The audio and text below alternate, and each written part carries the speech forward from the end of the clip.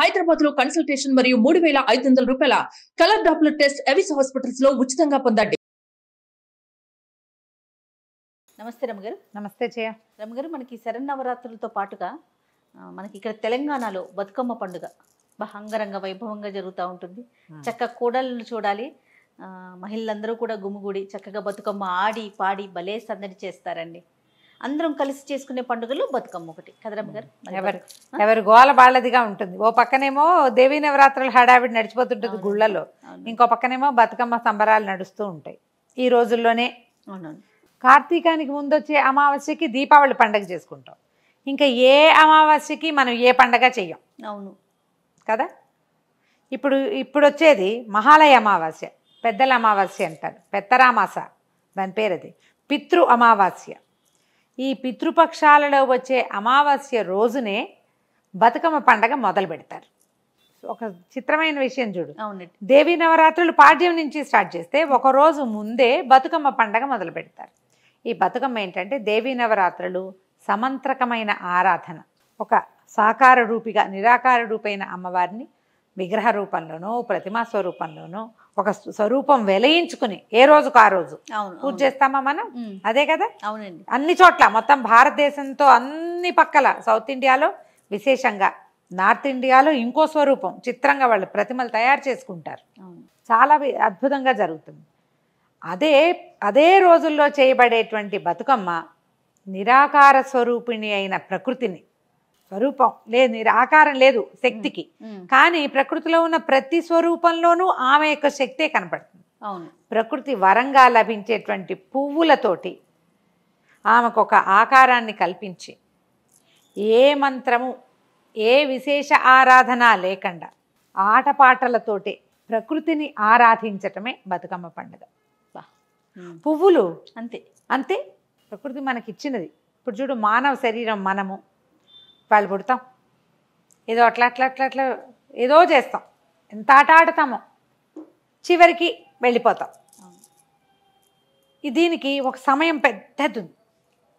మనం ఈ సంవత్సరాలన్నీ కూడా మనం ఏదో అనుభవించేసామని చేసేసామని అదంతా మన ప్రతాపమేనని ఎంతో భావిస్తాం. అవునండి.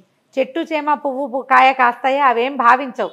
యథావిధిగా సీజన్ వచ్చినప్పుడు పుష్పిస్తాయి అంతే. ఆ పువ్వు పొద్దునే చిన్న మొక్క ఉంటుంది, చిటుక్కని విచ్చుతుంది, అట్లా విచ్చి విచ్చి విచ్చి విచ్చి విచ్చి సాయంత్రానికి పడుకుంటుంది. అవును. మనకి కొంచెం పెద్ద స్పాన్ ఉంది, పువ్వులది చిన్న స్పాన్. అంతే. ఈ పువ్వు జీవితం లాంటిదే మానవ జీవితం కూడా. మనం ప్రకృతిలో మళ్ళీ కలిసిపోతామని మనకు తెలియజేయటానికే ఏడాదికి ఒకసారి ఈ పండగ చేస్తారు. పువ్వులాగానే దానికి కూడా మొగ్గ, అది లేని రోజు కూడా ఒకటి ఉంటుంది, అది ఉన్న రోజు ఉంటుంది. ఏ రోజు అది ఉందో ఆ రోజే నీది. అంతే. నువ్వు ఉన్న రోజే నీదని తెలుసుకోవటం. ఇలాంటి ప్రకృతి ఆరాధనని ఎంత విశేషంగా అంటే, ఇప్పుడు మనకు తెలంగాణ రాష్ట్ర పండుగ బతుకమ్మ పండుగే కదా, విశేషంగా చేస్తారు. పువ్వులతోటి ప్రతిరోజు ఒక అలంకారం చేసి ఆమెకు ఒక ప్రత్యేకంగా పేరు పెడతారు. ఈ బతుకమ్మ అంటే ఈ ఒక్కొక్క రకం అంటే బ్రతకడం కోసం, జీవించడం కోసం చేయబడే పండగ. చిత్రంగా అనిపిస్తుంది కానీ విశేషంగా ఉంటుంది. ఇప్పుడు మన ప్రాంతాల్లో అది చెయ్యరు, మన ప్రాంతం ఆంధ్ర ప్రాంతాల్లో అవి చేసుకోరు, ఇక్కడ తెలంగాణ ప్రాంతంలో చేస్తారు. మనం ఇక్కడే ఉంటాం, చుట్టుపక్కల ఫ్రెండ్స్ అంతా చేస్తారు, మనం కూడా పోతుంటాం అక్కడికి. పాత రోజుల్లో దూసరి తీగతోటి అల్లేవారు, సిబ్బి ఇట్లా వెడల్పుగా, సిబ్బిలాగా అంటే మన పళ్ళెంలాగా కొంచెం వెడల్పాటి పళ్ళెం. క్రమంగా ఏం చేశారు, ఆ తీగలతో అల్లడాలు అవి రావటం లేదు, క్రమంగా ఇత్తడి పళ్ళెమో ఏదైనా తాంబూలం ఉంటుంది కదా మన పెద్ద పెద్ద, వాటిలల్లో పేరుస్తారు లైన్గా రకరకాల పువ్వులు. ఎన్ని రకాలో, కొన్ని ఇవే అవే పెట్టాలి సిద్ధాంతం కూడా ఉంది. ఇప్పుడు సిద్ధాంతాలు మానేసి అన్ని రకాల పువ్వులు అమర్చేసుకుంటున్నారు అనుకో, కొంచెం కలర్ఫుల్గా ఉండటం. ఇవి మామూలుగా పూజకు ఉపయోగించే పువ్వులు, ఆ సిద్ధాంతం ఏం లేదు వాటిలలో, ఏం లేదు. ఏ పూజకి ఉపయోగపడిన పువ్వులు కూడా ఈ రోజున అమ్మవారి స్వరూపంలో కనపడతాయి మనకి. ఈ పువ్వుల్ని చక్కగా అలంకరించడము, పైకి అది ఎట్లా అంటే శ్రీచక్రం లాగా కనపడుతుంది. నాకైతే అట్లా ఫీల్ అవుతాను నేను. శ్రీచక్రం ఇలా కింద నుంచి మొదలు ఇలా పైకి వస్తా అలా కనపడుతుంది. ఇట్లా లైన్గా ఒక వరుసగా అసలు ఎంత ప్లాంట్గా పేరుస్తారో. ఇదంతా పేర్చిన తర్వాత పై భాగంలో అమ్మవారిని పసుపుతోటి గౌరీదేవిని చేసి కూర్చోబెడతారు. మరి బొడ్డెమ్మంటారు, ఆవిడనే బొడ్డెమ్మంటారేమో తెలీదు, గౌరీ. ఇక్కడ చూడు, గౌరీ కనపడుతూ ఉంటుంది పసుపుతో చేసింది. మనం ఏమనుకుంటాం, ఈ పండగల్లో అమ్మవారిని చేసుకునేటప్పుడు నిలువుగా చేస్తే గౌరీ స్వరూపంగా భావిస్తాం. గౌరీ అంటే పార్వతీదేవి మనకు తెలుసు కదా. కానీ పాటలు వీళ్ళు ఏం పాడతారు చూడు, శ్రీలక్ష్మిని మహిమలో గౌరమ్మ చిత్రమై తోచనం, లక్ష్మి గౌరీ 2 పేర్లు కనపడే. మళ్ళీ భారతీదేవివై బ్రహ్మకిల్లాలివై అని ఉంది పాట. అంటే సరస్వతీదేవి కూడా, అంటే ముగ్గురమ్మలు ఇందులోనే ఉన్నట్టు, ఈ స్వరూపంలోనే ఉన్నట్టు. ప్రకృతి ఏకరూపంతో ఉండదు. ఎన్నో రకాల రంగులు, ఎన్నో రకాల విషయాలు, ఎన్నో శక్తుల సమాహారమే మనం కనపడే ప్రపంచం. ఈ ముగ్గురమ్మలు ఈ పూజల్లో మనకు కనిపిస్తారు బతుకమ్మలు.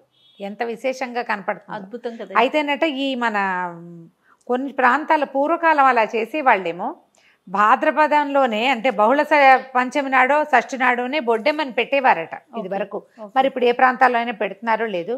మనం గొబ్బి తట్టడం చేస్తాం కదా, గొబ్బిళ్ళు పెట్టి గొబ్బి తడతాం సంక్రాంతి పండగప్పుడు.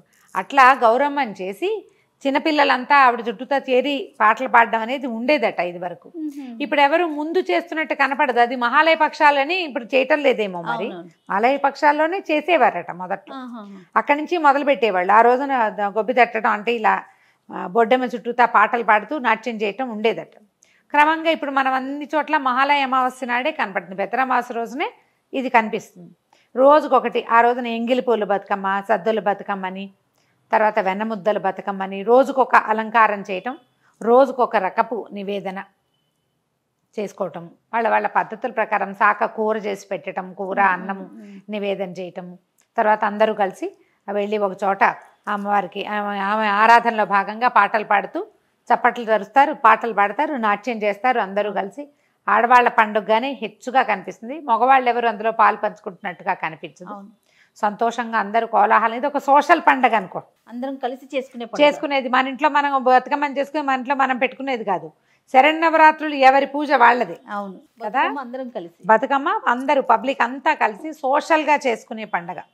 పేరెంటన్ లాగా 8 రోజుల పాటు అర్చన చేస్తారు. మధ్యలో వేపకాయల బతుకమ్మని, మన సకినాలు చేసే పిండితో చిన్న చిన్న కాయల్లాగా చేస్తారు, అవే వేయిస్తారు. ఎన్ని రకాలు చివరి రోజున అందరూ చిత్రాన్నాలు అన్ని రకాలు విశేషంగా పండక్కి చేసుకున్నట్టుగా అన్ని రకాలు చేసి నివేదన చేస్తారు. తర్వాత అమ్మవారిని సాగనంపేస్తారు. ఈ మొదటి రోజు చేసి పెట్టిన పసుపు గౌరినే చివరి 8వ రోజు దాకా కొంతమంది ఉంచుకుంటారు. మా ఫ్రెండ్ ఒకరిని నేను చూశాను, ఏ రోజు గౌరిని ఆ రోజు తీసి కొత్తగా గౌరీదేవిని చేసి పెడతారు. వాళ్ళ ఇవి ఇందులో కూడా చిన్న చిన్న పాట భేదాలు ఉన్నాయి. ఒక్కో ఊర్లో ఒక్కొక్క రకంగా చేస్తారు. ఏదైనా సరే ఇప్పుడు మన పద్ధతి కాదు, మనం చెయ్యం. కానీ వాళ్ళు చేసుకుంటున్నప్పుడు మనం కూడా సరదాగా అందులో పాలు పంచుకోవచ్చు కదా. గొప్ప సరదాగా అయిన పండగ ఏంటంటే బతుకమ్మ పండగే. ప్రకృతిలో మనం వేరు కాదు, ఏనాటికైనా మనం అందులో కలిసిపోవాల్సిన వాళ్ళమేనని ఆ సూచన అదొకటి. తర్వాత ఏది తక్కువ కాదు, అన్నిటికీ పూజార్హత ఉంది. అమ్మవారు అంతా కూడా మనకి మహాశక్తి వల్ల ఏర్పడిందే ఈ ప్రపంచం. అందులో ప్రతిదానికి పూజింపబడే అర్హత ఉంది. ఏ జీవి వృధా కాదు, ఏ పువ్వు వృధా కాదు. అసలు పూజకు పనికిరాని కొన్ని రకాల పువ్వులని ఇందులో చక్కగా అలంకరించి అదే గౌరిగా పేరుస్తారు కదా. ఇది ఒక కొత్త పద్ధతిగా కనపడుతుంది. ఇది అలవాటు లేని వాళ్ళు దీన్ని చూడండి, అలవాటు ఉన్నవాళ్ళు మీ పద్ధతుల ప్రకారం చక్కగా జరుపుకోండి. తెలంగాణ రాష్ట్ర పండుగ అయిన బతుకమ్మ పండుగ శుభాకాంక్షలు సుమన్ టీవీ ప్రేక్షకులందరికీ. నమస్తే రమ్మ. నమస్తే.